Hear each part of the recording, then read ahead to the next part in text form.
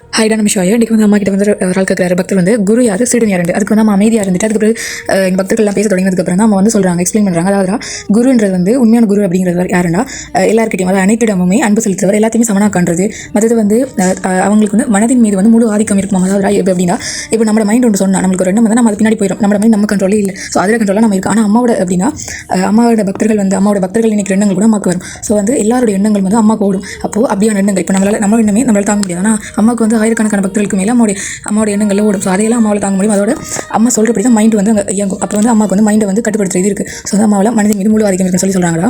அதுக்கு பிறகு தெய்வீக குணங்களை வந்து அம்மா கொண்டிருப்பாங்க. அதுக்கு பிறகு அந்த குரு கொண்டிருப்பாங்க. அடுத்தது ஒரு சீடனுக்கு வந்து கடவுளை அடையிறது நிச்சயமாக அடைஞ்சிருவோம் அப்படின்னும் அடுத்து வந்து பாதுகாப்பாக உணர்றதுக்கும் குருக்கு பக்கத்தில் இருந்தாலும் முடியும். ஸோ அந்த உண்மையான குருவால் மட்டும்தான் அதை உணர வைக்க முடியும்.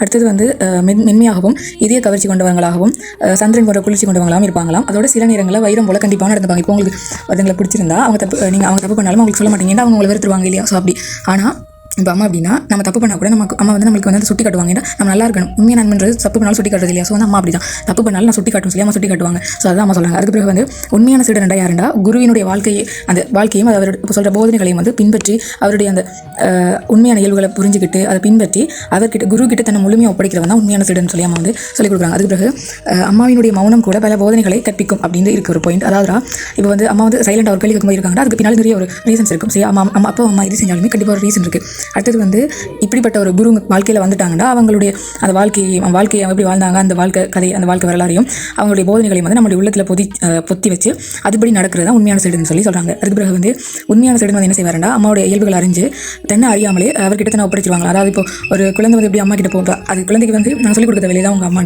அதே மாதிரி நம்ம அம்மா கிட்ட நம்மளை அறியாமலே நம்ம அம்மா கிட்ட அம்மாவுடைய இயல்புகள் போதனைகள்லாம் பின்பற்ற ஆரம்பிச்சிடும் அப்படின்னு சொல்லி சொல்கிறாங்க. குரு இல்லாமல் நீண்ட தூரம் பயணம் செய்ய முடியாதுன்னு சொல்கிறாங்க.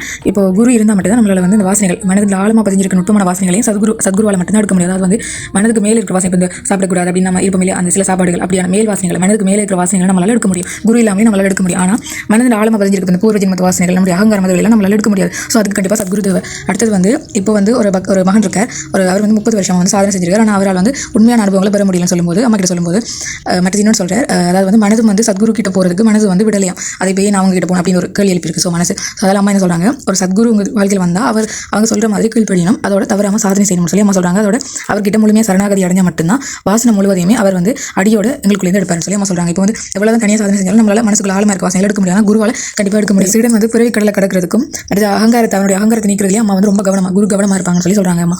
அதாவது வந்து இப்போ சீடன் வந்து அதுக்கு தகுதி அடைகிற வரைக்கும் அவங்க வந்து அந்த அகங்காரத்தை நீக்கிறது அந்த இதுகளில் வந்து அம்மா வந்து என்ன பண்ணுறாங்கன்னா அந்த வேலையில் முடிக்கும் வரைக்கும் அவங்க தூங்க மாட்டாங்க அப்படின்னு சொல்கிறாங்க. இதோட ஃபுல் வீடியோ வந்து அமிர்த புன்னகை அப்படிங்கிற யூடியூப் சேனல் பிளேலிஸ்ட்டில் இருக்கா. ஓகே நிமிஷம்